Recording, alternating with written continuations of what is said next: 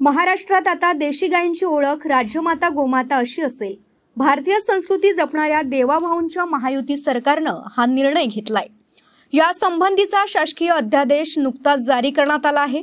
महाराष्ट्रात देशी गायींच्या संख्येत वाढ करून त्यांचं संवर्धन करण्याच्या दृष्टीनं देशी गायींच्या पालन पोषणासाठी पशुपालकांना प्रेरित करण्यासाठी हा महत्त्वाचा निर्णय घेण्यात आला आहे।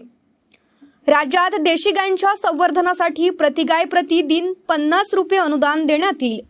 गोशाळांना अत्यल्प उत्पन्न असल्यानं त्यांच्या मदतीसाठी हा निर्णय घेण्यात आला आहे।